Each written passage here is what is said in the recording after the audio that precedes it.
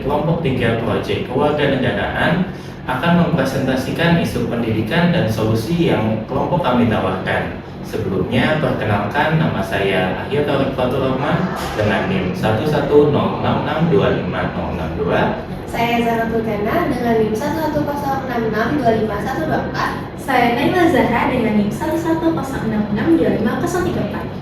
Saya Zara Diantra Parasastia Putri dengan NIM 11066255075. Saya Anissa Putri Melani dengan NIM 11066250099. Saya Salma Dewi Adriana dengan NIM 11066250083. Saya Rima Wardiani dengan NIM 11066250048. Proyek ini yaitu dunia pendidikan saat ini sedang menghadapi tantangan yang cukup serius akibat dari arus digitalisasi yang ditandai dengan tingginya kecanduan media sosial yang memicu masalah kesehatan mental seperti stres dan kecemasan pada pelajar. Nah, fenomena ini juga diperparah oleh krisis literasi yang ada di Indonesia, di mana UNESCO mencatat hanya 0,001% masyarakat yang aktif membaca, dan data BPS 2024 menunjukkan baru 44,56% pelajar yang rutin mengunjungi perpustakaan.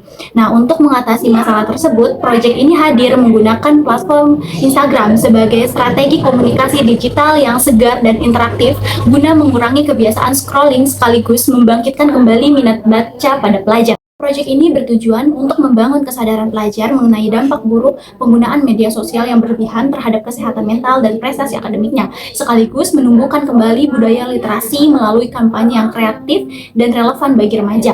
Dengan memanfaatkan Instagram sebagai media utama, gerakan ini berkomitmen membantu pelajar membatasi aktivitas scrolling yang berlebihan melalui penyajian konten visual yang interaktif dan menarik. Proyek ini diharapkan mampu meningkatkan preferensi serta kegemaran membaca di kalangan pelajar demi mewujudkan lingkungan pendidikan yang lebih sehat. Jadi, di sini saya akan menjelaskan mengenai landasan teori. Nah, landasan teori ini terbagi menjadi beberapa bagian. Pada landasan teori yang pertama, saya membahas mengenai hubungan antara hak, kewajiban, dan partisipasi warga negara dalam isu kampanye digital. Menurut Jimmy Asidik tahun 2006, beliau menjelaskan bahwa setiap warga negara pastinya memiliki hak untuk memperoleh informasi dan menyampaikan pendapatnya, terutama di era digital saat ini. Hak tersebut dapat diwujudkan melalui media sosial, misalnya dengan mencari informasi, memberikan komentar, atau menyampaikan opininya. Namun, teman-teman harus kita pahami bahwa hak tersebut harus diimbangi dengan kewajibannya. Menurut Kailan tahun 2013, kewajiban ini adalah ketika setiap warga negara memiliki tanggung jawab untuk menggunakan media sosial secara bijak, seperti tidak menyebarkan hoaks, menjaga etika berkomunikasi, dan menghormati hak orang lain. Selanjutnya, Miriam Budiarjo tahun 2008 juga menjelaskan bahwa partisipasi warga negara dapat dilakukan melalui media digital, misalnya dengan mengikuti kampanye sosial, menyebarkan informasi positif, atau memberikan edukasi kepada masyarakat. Jadi intinya, hak, kewajiban, dan partisipasi harus berjalan seimbang agar terciptanya ruang digital yang sehat dan bertanggung jawab.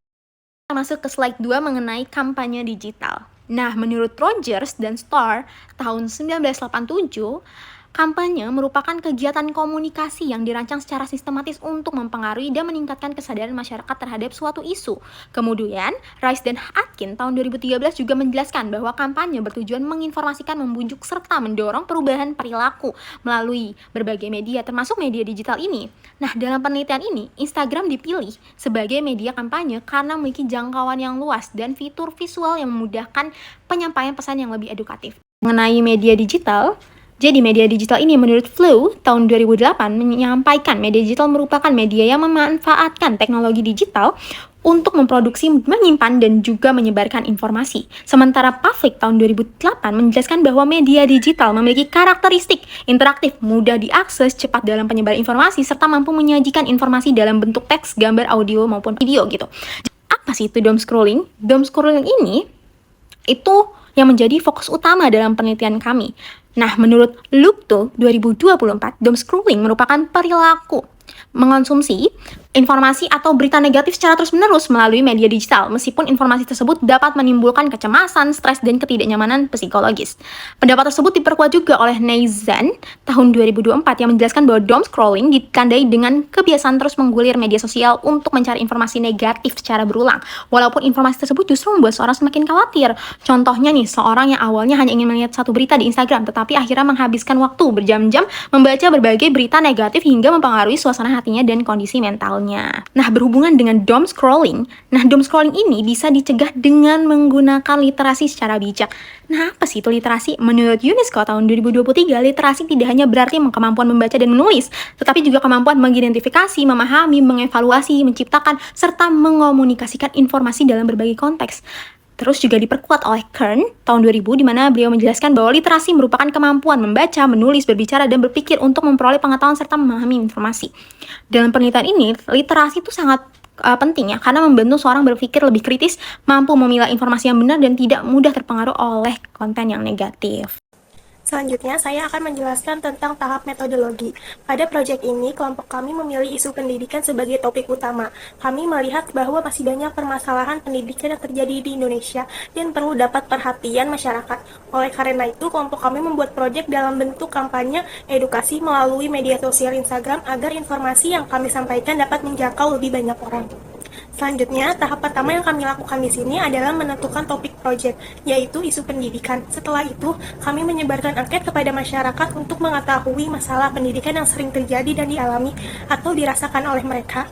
Selanjutnya, dari hasil angket tersebut, kami melakukan analisis dan menemukan dua isu yang memiliki presentasi tertinggi, yaitu doom scrolling dan rendahnya tingkat literasi di Indonesia. Oleh karena itu, kedua isu tersebut dipilih sebagai fokus utama oleh kampanye kami. Nah, selanjutnya, setelah kami melakukan riset dan studi literatur dari berbagai sumber terpercaya seperti jurnal, artikel, dan berita untuk menyusun materi kampanye tersebut, tujuannya agar informasi yang kami sampaikan akurat dan dapat kami pertanggungjawabkan. Setelah materi selesai, selanjutnya kami membuat konten edukasi dalam bentuk poster dan PPT yang menarik, serta mudah dipahami oleh masyarakat.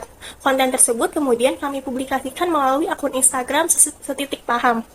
Terakhir, kami mengumpulkan data dan mengenai jangkauan dan interaksi audiens, seperti jumlah tayangan, respons, dan partisipasi terhadap konten yang kami unggah. Data tersebut digunakan untuk melihat sejauh mana kampanye yang kami lakukan berhasil menjangkau dan memberikan edukasi kepada masyarakat. Selanjutnya, hasil identifikasi isu pendidikan. Proyek optimalisasi media sosial sebagai sarana edukasi bahaya doom scrolling dan literasi digital dilaksanakan selama 2 minggu sesuai dengan perencanaan yang telah disusun sebelumnya. Kegiatan diawali dengan penyebaran angket melalui Google Forms kepada responden untuk mengidentifikasi permasalahan pendidikan yang paling banyak terjadi saat ini. Berdasarkan hasil angket tersebut, diperoleh 2 isu dengan presentase tertinggi, yaitu fenomena doom scrolling dan rendahnya tingkat literasi digital di Indonesia. Hasil tersebut menunjukkan bahwa kedua isu tersebut dianggap relevan dan menjadi perhatian bagi responden. Oleh karena itu, kelompok kami memutuskan untuk menjadikan kedua permasalahan tersebut sebagai fokus utama dalam pelaksanaan kampanye edukasi. Selanjutnya, ada hasil pelaksanaan kampanye digital. Berdasarkan hasil identifikasi, kelompok kami melaksanakan kampanye edukasi melalui media sosial Instagram dengan mempublikasikan berbagai konten mengenai bahaya doom scrolling dan pentingnya literasi digital. Kampanye dilakukan melalui akun Instagram @setitikpaham dengan memanfaatkan poster edukatif yang disusun berdasarkan hasil studi literatur dan dikemas secara menarik agar sesuai dengan karakteristik pengguna media sosial.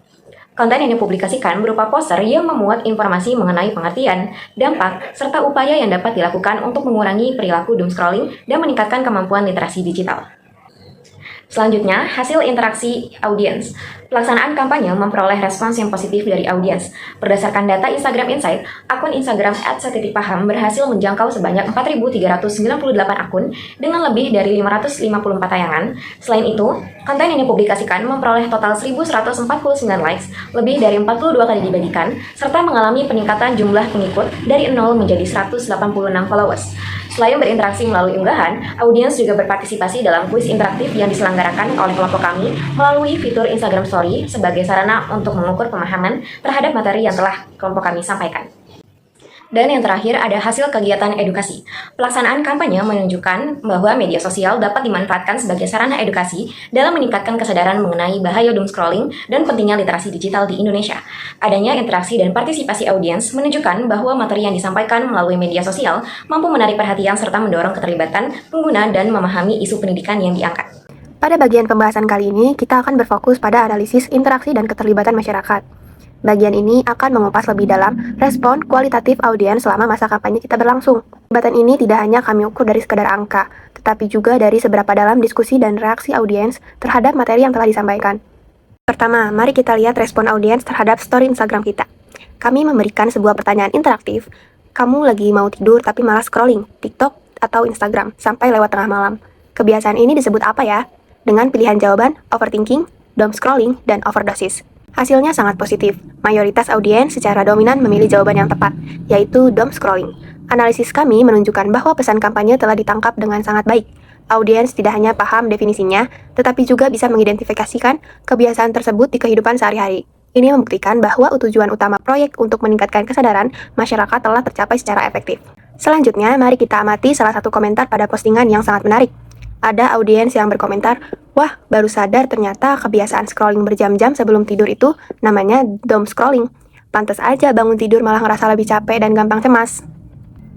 Dari komentar ini, kita bisa melihat bahwa kampanye kita berhasil menyentuh aspek emosional dan keseharian mereka. Kita berhasil menciptakan sebuah ruang validasi di mana audiens merasa terdengar dan akhirnya memahami apa akar masalah dari kecemasan digital yang mereka alami. Tidak hanya komentar, kami juga menerima pertanyaan dari audiens yang menunjukkan antusiasme tinggi untuk berubah. Misalnya, ada yang bertanya, "Kak, ada saran praktis nggak gimana caranya berhenti?" Kadang jari ini refleks aja buka aplikasi sosmed walau udah niat mau kurangin screen time-nya. Pertanyaan ini adalah feedback yang sangat berharga bagi kami. Ini menjadi bukti bahwa audiens sebenarnya ingin berubah, dan mereka membutuhkan konten lanjutan yang lebih fokus pada langkah nyata dan praktik langsung, bukan sekedar teori.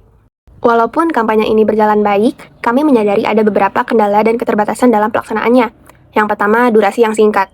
Proyek ini hanya berjalan selama 2 minggu, sehingga membatasi waktu kampanye untuk bisa menjangkau dan mengedukasi audiens secara maksimal.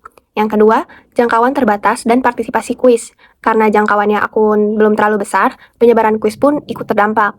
Jadi tidak semua yang melihat konten bersedia mengikuti kuis, sehingga data yang kita dapatkan mungkin belum mewakili seluruh audiens secara sempurna. Lalu yang ketiga, ada pengukuran jangka panjang. Itu mengubah literasi digital dan kebiasaan atau habit membutuhkan waktu berbulan-bulan. Sangat sulit bagi kami untuk mengukur apakah audiens benar-benar berhenti melakukan doom scrolling dalam jangka panjang hanya melalui metrik kampanye berdurasi pendek ini. Ada juga dampak proyek terhadap tujuan awal kita. Yang pertama, meningkatkan kesadaran tentang doom scrolling. Tujuan ini berhasil dicapai. Hal ini membuktikan dengan tingginya pemahaman konsep dasar serta interaksi audiens di kolom komentar dan story. Yang kedua, menambah pengetahuan masyarakat. Adanya kemajuan yang positif di sini. Meskipun begitu, analisis kuis kami menunjukkan bahwa edukasi lanjutan masih tetap diperlukan untuk menutup celah pengetahuan khususnya pada soal-soal tingkat lanjut. Kemudian ketiga yang terakhir, mendorong penggunaan media sosial yang lebih sehat. Pesan kampanye telah tersampaikan dan memicu diskusi di kalangan audiens. Ini adalah langkah awal yang sangat baik untuk mendorong perubahan kebiasaan mereka ke arah yang lebih positif. Analisis jangkauan dan partisipasi audiens. Berdasarkan data dari Instagram Insight, akun @setetikpaham berhasil menjangkau sebanyak 4.398 akun selama periode pelaksanaan proyek. Jumlah tersebut menunjukkan bahwa informasi yang disampaikan melalui media sosial mampu menjangkau masyarakat secara luas. Tingginya jangkauan akun mengidentifikasikan bahwa topik doom scrolling merupakan isu yang paling relevan dengan kehidupan masyarakat, khususnya pengguna media sosial aktif. Selama pelaksanaan proyek, konten edukasi yang telah diunggah memperoleh lebih dari 554 tayangan. Jumlah tayangan yang diperoleh menunjukkan bahwa konten berhasil menarik perhatian pengguna media sosial untuk melihat informasi yang disajikan. Semakin tinggi jumlah tayangan, berarti semakin besar pula peluang pesan edukatif mengenai bahaya doom scrolling untuk diterima masyarakat. Seluruh konten yang dipublikasikan juga memperoleh total 1.149 likes dari pengguna Instagram. Banyaknya likes menunjukkan adanya respon positif dari audiens terhadap materi edukasi yang disampaikan. Interaksi ini mengindikasikan bahwa konten dianggap menarik, bermanfaat, dan relevan dengan pengalaman penggunaan media sosial dalam kehidupan sehari-hari. Konten edukasi memperoleh lebih dari 42 share selama periode berlangsung. Banyaknya jumlah share menunjukkan bahwa audiens merasa informasi yang diberikan cukup penting untuk dibagikan kepada orang lain.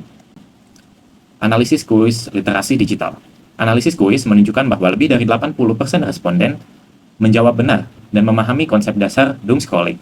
Dari 5 soal yang diberikan, mayoritas responden mampu menjawab dengan benar dengan persentase jawaban benar setiap soal mencapai lebih dari 80%. Temuan ini menunjukkan bahwa masyarakat telah memiliki pemahaman yang cukup baik mengenai dampak negatif doom scrolling serta pentingnya literasi digital dalam menyaring dan memanfaatkan informasi secara bijak. Kesimpulan dari kelompok kami, berdasarkan hasil pelaksanaan proyek kampanye edukasi melalui Instagram Setitik Paham, berhasil mencapai tujuan yang telah ditetapkan, yaitu meningkatkan kesadaran masyarakat mengenai bahaya doomscrolling dan pentingnya literasi digital. Selama pelaksanaan proyek, akun kampanye berhasil mencapai 4.398 akun, memperoleh lebih dari 554 tayangan, 1.149 likes, 42 share, serta mengalami pertumbuhan pengikut hingga mencapai 186 followers. Tingginya interaksi dan partisipasi audiens dalam kuis menunjukkan bahwa materi yang disampaikan mampu menarik perhatian serta meningkatkan pemahaman masyarakat terhadap isu yang diangkat. Dengan demikian, media sosial terbukti dapat dimanfaatkan sebagai sarana edukasi yang efektif dalam mendukung peningkatan literasi digital dan kesadaran penggunaan media sosial secara bijak. Saran dari kelompok kami, pertama, masyarakat dan pelajar diharapkan lebih bijak dalam menggunakan media sosial, serta meningkatkan kebiasaan membaca. Kedua, sekolah dan lembaga pendidikan perlu terus memberikan edukasi mengenai literasi digital dan penggunaan media sosial yang sehat. Tiga, pengelola akun kampanye dapat mengembangkan konten yang lebih kreatif dan interaktif agar menarik lebih banyak audiens. Keempat, proyek serupa sebaiknya dilaksanakan dalam jangka waktu yang lebih panjang agar dampaknya lebih optimal. Terakhir, pengguna media sosial diharapkan turut menyebar informasi positif untuk mendukung terciptanya lingkungan digital yang sehat dan edukatif.